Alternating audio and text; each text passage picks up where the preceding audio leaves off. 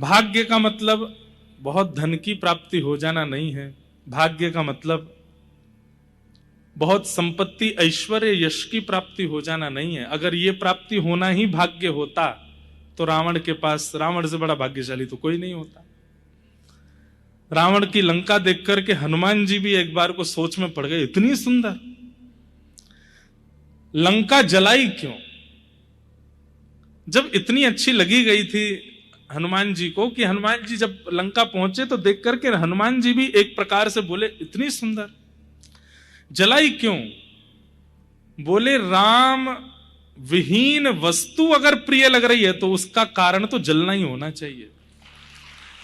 लंका राम विहीन है, हमारे राघव जी से विहीन है, इसलिए ठाकुर जी से विहीन कोई भी वस्तु अगर प्रिय लग गई ना नेत्रों को, प्रिय लग गई जिह्वा को, प्रिय लग गई कानों को, तो फिर उसको हनुमान जी की तरह जला दो। दोबारा अगर उसके पास जाए तो वो प्रिय ना लगे। या तो वो राम जी की हो जाए तो उसको स्वीकार करो, या फिर उसकी गति तो अग्नि है, फिर वो प्रिय नहीं लग सकती। तो भगवत संबंध से वस्तु की प्रियता बढ़ती है। इतने सारे महापुरुषों का आगमन यहां होगा, हम सबका दर्शन करेंगे, सबका भाव सुनेंगे। तो आपका भाग्य, ऐश्वर्य और संपत्ति की प्राप्ति जिसको होती है वो भाग्यवान नहीं होता है। जिसके जीवन में सबसे ज्यादा भगवत रसिकों का आगमन हो वो भाग्यवान होता है।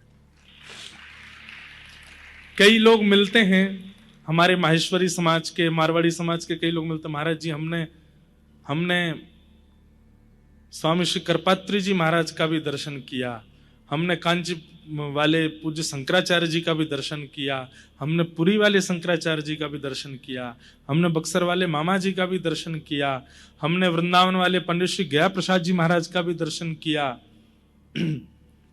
और हम आज के संतों का भी दर्शन कर रहे हैं। तो ऐसे सत्य बता रहे हैं, भले ही वो माहेश्वरी रूप में होते हैं पर फिर भी हृदय से उनके प्रति प्रणाम की भावना होती कि आपने इतना संग किया संतों का। वास्तविकता में कमाई ये नहीं कि हमने ऑस्ट्रेलियन डॉलर भी कमाया, अमेरिकन डॉलर भी कमाया, इंग्लैंड का पौंड भी कमाया। वास्तविकता यह है कि भारत भूमि में जितने ऋषि हैं हमने उनका आशीष कमाया है।